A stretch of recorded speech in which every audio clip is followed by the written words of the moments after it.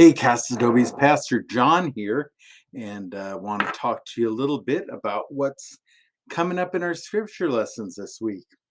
Well, we have two stories, and they're both good stories. One we may have heard already, and the other one might be kind of new for you. Anyway, the one story that we're looking at that's probably the newer one is from Amos, and that is the prophet Amos.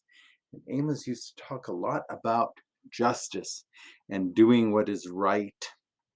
And in this scripture that we hear today, he's talking about a plumb line. A plumb line. We're not talking about plums like plum pudding or plums, the fruit. We are talking about plumb, which means keeping things straight. Which way do I go here? This is pretty good. No, let's go over here. And can you see that? Okay, there. Straight, making things nice and straight. And so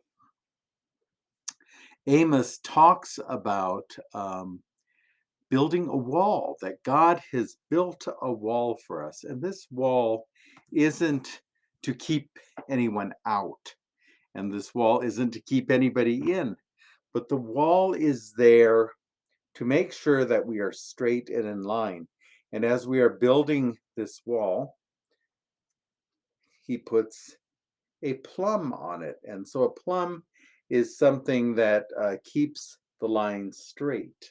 Okay, keeps the line straight. And so when builders use plumb lines, they hang it and they're very still. I'm not very still today, but they make sure that that string is nice and straight up and down. So you can see with my window, they must have used a plumb line there because look, it's pretty straight. Okay, so this is actually a neck cross that I wear sometimes that a friend gave me, but it's true. It can be a plumb line. And the cross also reminds me of that plumb line. It's a horizontal line that we have to keep, remembering our community and everybody who is with us. And then the up and down. This is the up and down. This is what we connect with God and how we connect with God. So we have that standard, and Amos says we have a standard that God has set for us and that we should live into that. Now, there's a story in the Gospels that we're going to listen to too, and you may have heard it. It's a story of a good Samaritan, and it's a story of a man who goes on a journey. And as he's journeying from one town to another, it's kind of a dangerous road. He gets attacked. He gets attacked by bandits, and they steal everything he owns. They steal his donkey, his clothes, his money, everything he was traveling with. And they left him and they beat him up. And then they left him by the roadside to die. And so there he's laying on the side of the road, and a priest comes by. And this priest walks by and he sees the man and he walks off. And then a Levite, a person who is kind of a holy person, walks by and he sees the man laying there and he walks off. Finally, a third man who is a Samaritan, who is kind of an outcast person, a person that they think are kind of yucky outcast people. And what they do, what he does is he sees the man on the side and he helps him. He helps him, he puts him on his donkey, he puts a robe on him to cover him up, and he takes him down to an inn, a hotel that's by the side of the road. And he gives the man over to another man and he says, here, will you please look after this man, give him food, give him water, give him whatever medicine he needs so that he can get better. Here's some money that should cover it, but if for some reason I owe you more money, I'll pay you more when I come back. And then he leaves the man there.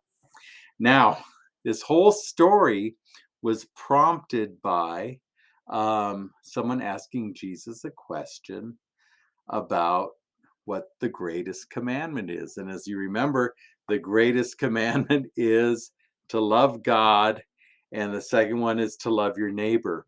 And so the man had asked, "Who is my neighbor?"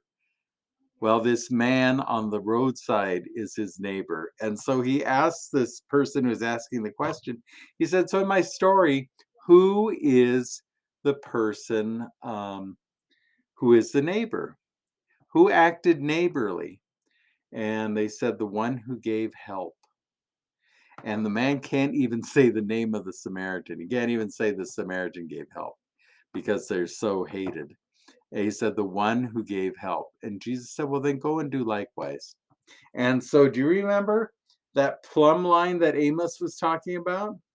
This is it.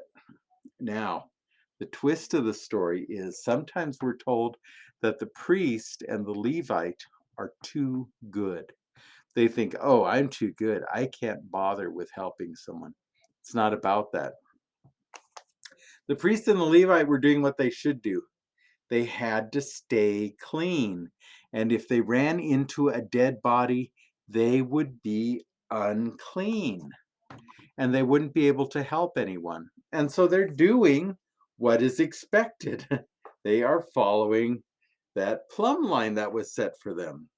They're really not doing anything wrong, but is that in the end neighborly? Jesus is saying, you know what? Your plumb line might be here, but look, God is moving it over here. So you got to do more. Do more than what's expected sometimes.